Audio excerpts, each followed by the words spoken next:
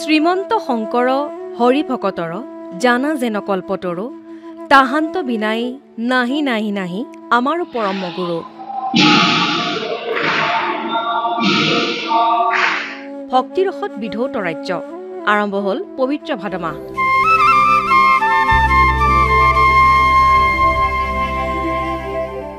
বিশ্বাস পৰম্পৰা আৰু আধ্যাত্মিক চিন্তা চেতনাৰ ভেটি সুদৃঢ় কৰি এই ভাদ মাহে শান্তি সম্প্ৰীতিৰ বতৰা বহন কৰে।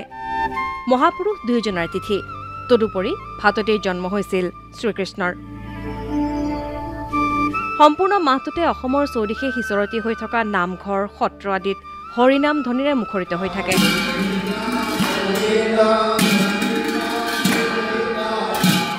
ধূপ চাকি শৰাই আগবঢ়াই নাম প্ৰসংগ কীৰ্তন কৰা হয়।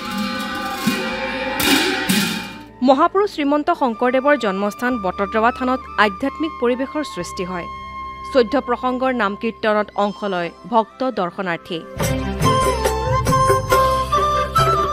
ঢেকীয়াখোৱা বৰনামঘৰতো অসমৰ লগতে ভাৰতৰ ভিন্ন প্ৰান্তৰ ভক্ত দৰ্শনাৰ্থীৰ আগমন ঘটে।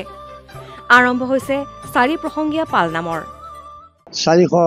497 বছৰ হ'ল প্ৰতিষ্ঠা হোৱাত, সেয়েহে আমি 497 বছৰীয়া পৰম্পৰা ৰক্ষা কৰি আমি 4 প্ৰসংগীয়া ভাদ মাহত পালনাম মহোৎসৱ আমি উদযাপন কৰোঁ।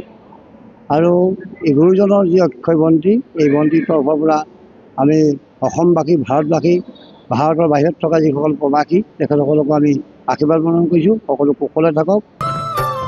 গোলাঘাটৰ আঠখেলীয়া নামঘৰ। ভাদ মাহত নামঘৰলৈ আহিবলগীয়া ভক্ত আই মাতৃক আদৰিবলৈ সাজু হৈছে মন্দিৰ পৰিচালনা সমিতি। যোৰহাটৰ ঐতিহ্যমণ্ডিত মইনাপৰীয়া নামঘৰত আৰম্ভ 4 প্ৰসংগৰ নাম। শৰাই আগবঢ়াবলৈ ভক্তৰ আগমন, সাজু মন্দিৰ পৰিচালনা সমিতি। অসমীয়াৰ পবিত্ৰ মাহ। এই মাহটোৰ প্ৰতিটো দিন, প্ৰতিটো ক্ষণ মানৱৰ কল্যাণ প্ৰাৰ্থনাৰ অৰ্থে উৎসৰ্গিত হৈ থাকে। বাতৰি বিভাগ, DD নিউজ অসম।